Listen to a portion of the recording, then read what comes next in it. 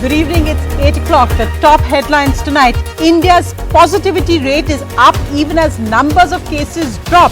The changed testing guidelines mean that no asymptomatic people can get tested. It's not easy. Goa now has the highest positivity rate in the country.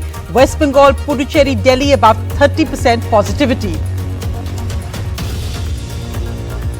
The case of nearly 1.5 lakh COVID orphans, the Supreme Court steps in. Children who are starving on the streets cannot wait, says the court, orders states like Gujarat, Delhi, Maharashtra to speed up identification and rehabilitation.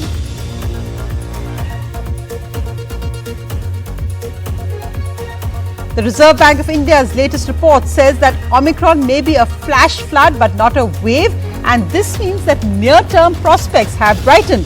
The RBI report also says that manufacturing and other services remain in expansion.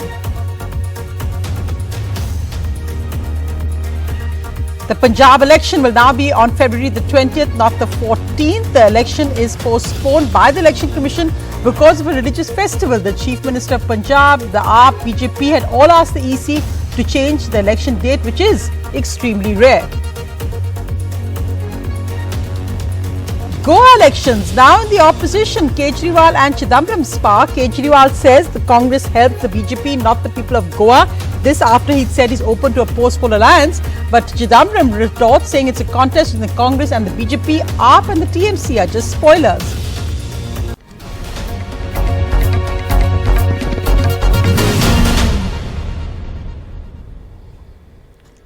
Our lead story tonight, India's numbers are down, but the positivity rate is up. This is why. Just let's look at these details. If India was conducting as many tests as the recent peak of 16.6 lakhs, then India is actually underreporting today's cases by about 65 to 67,000. Positivity rate in the last 24 hours is 19.6. That's the highest since 16th May. If you look at 19.6% of 16.6 lakhs, it's about 3 lakhs 25,000. It's been 1 week since the government controversially changed the rules, narrowing the scope of who can be tested. There's already a noticeable change, a drop in the number of cases if we compare to a week ago.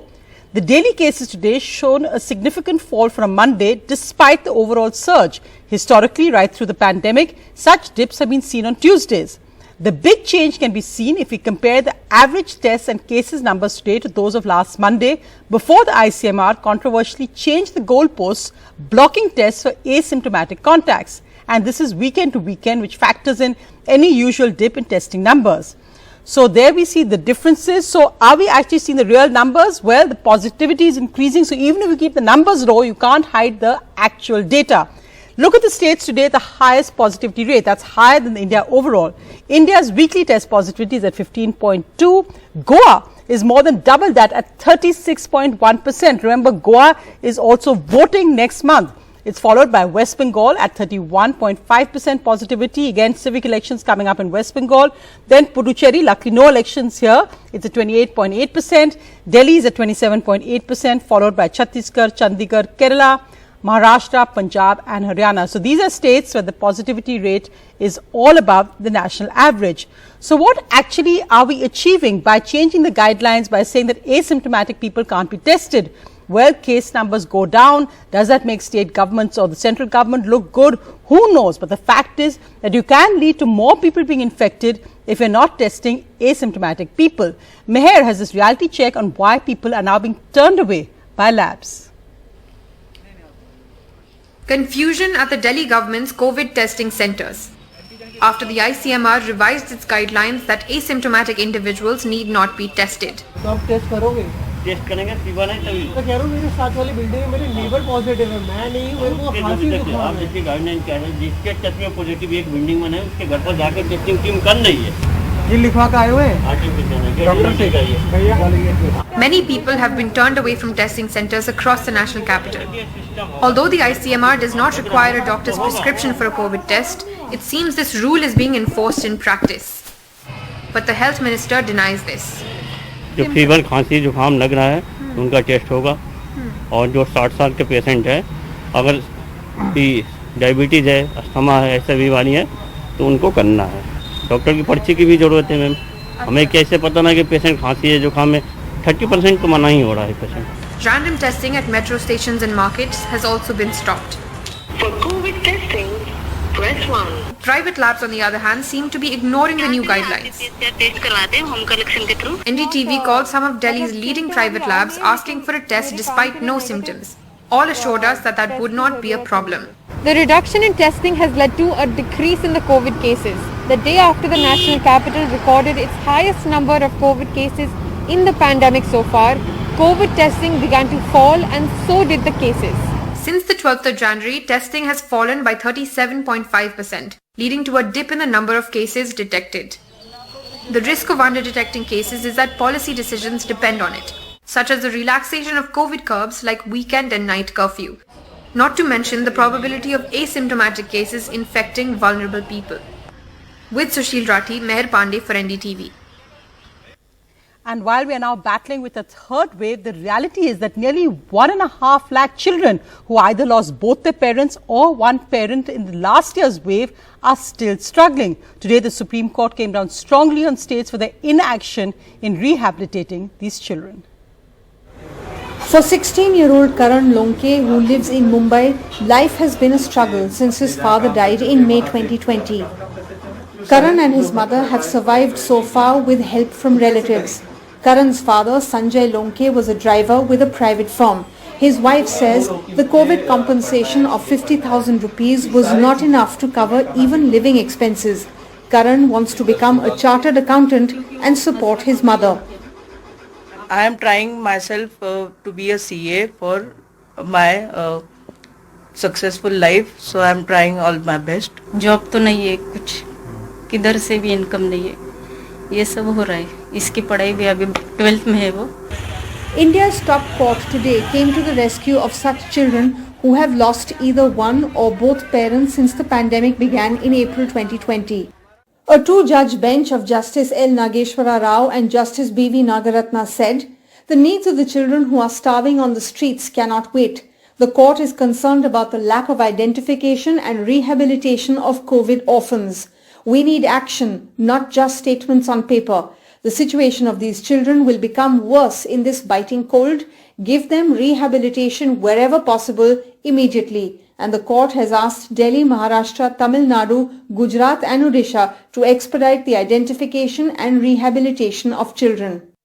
According to the National Commission for Protection of Child Rights, between April 2020 and January 2022, over 10,000 children have lost both parents and 1.3 lakh have lost one. Almost 500 have been abandoned. The Supreme Court has asked the state governments as well as the National Commission for Protection of Child Rights to formulate a rehabilitation policy for such children and file a status report in 3 weeks. With Saurabh Gupta in Mumbai and camera person Sachin Gupta in New Delhi, this is Sukirti Dwivedi for NDTV. The Reserve Bank of India in its latest fortnightly report has said that Omicron may turn out to be more of a flash flood than a wave. In their report, the RBI says the path of recovery encountered headwinds from the rapid surge in infections because of Omicron. The report says the pandemic severely dented consumer confidence in India. The sentiment of consumers in severely impacted cities were more affected as compared to other cities. However, they also said that Indian agriculture has been confronted with emerging challenges. These include climate change, agriculture waste management, and also fragmentation of farm holdings, disguised unemployment and volatility of food prices. Well, let's just look at the international numbers as well. The United States is at 7.7 lakhs in the last 24 hours. That's come down though. France is now at number 2 in the world with 2.95 lakhs. Look at their population compared to India. We're at number 3 now with 2.58 lakhs, followed by the United Kingdom, where cases have fallen a bit at 1.07 lakhs, and then Germany, which is at 67.7 thousand. And amid all this, the COVID surge, both in India and globally, in India, the focus is on elections. Today, the Election Commission announced that it will postpone the Punjab elections from the 14th of February to the 20th of February. But it's not because of COVID, it's because of a religious festival. All political parties in the state had asked that the election be postponed.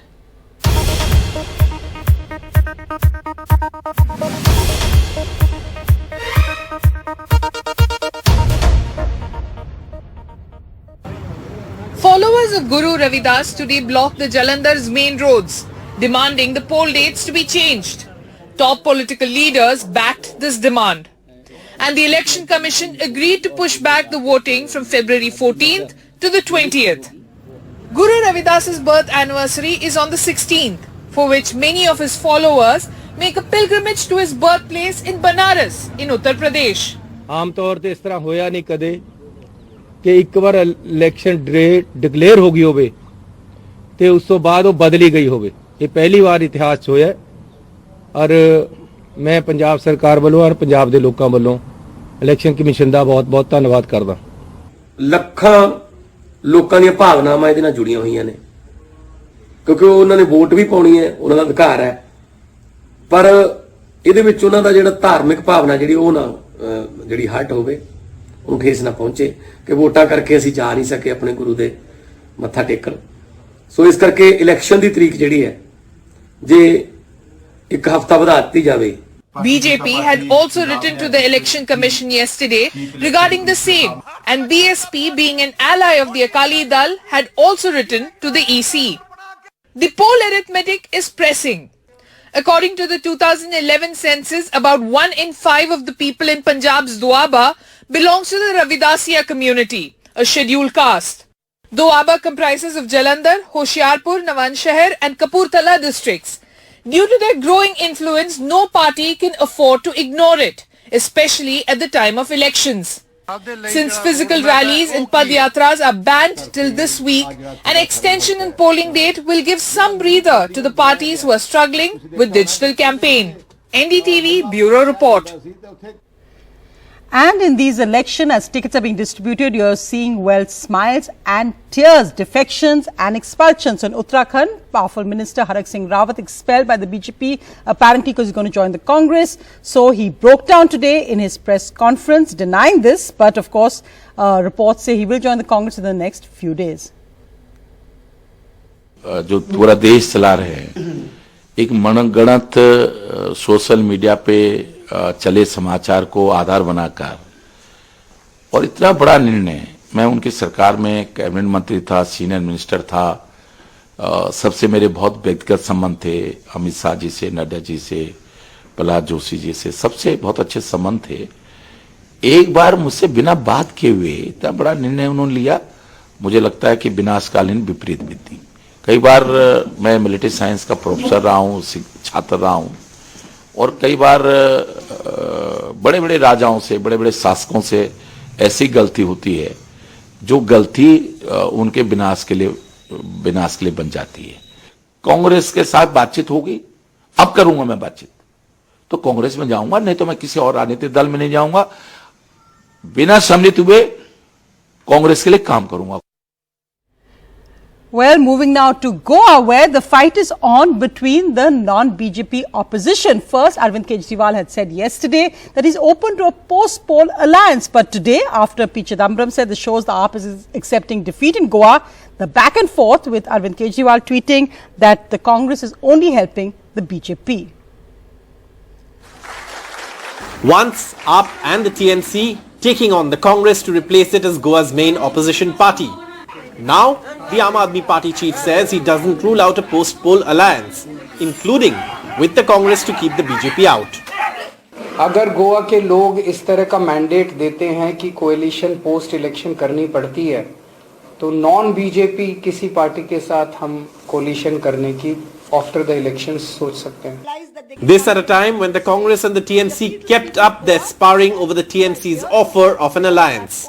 Senior Congress leader P. Chidambaram said that Mr. Kejriwal's statement confirms his assessment that the AAP and the TNC will only fracture the non-BJP vote in Goa, and that the contest in Goa is between the Congress and the BJP. But the TNC, which says they've sent a concrete proposal to the Congress for which they yet have to hear a reply, says the Congress should stop acting high-handed. We are open to an anti-BJP alliance, we have said that. But we are willing to talk. But if people think that they are emperors and they are going to be doling out largesse, then fine, we are there as a platform and Mamata Banerjee is there as an anti-BJP leader. The fight is against the BJP and the anti-BJP forces. The anti-BJP forces in Goa today are the Congress, the AAP and the Trinamool.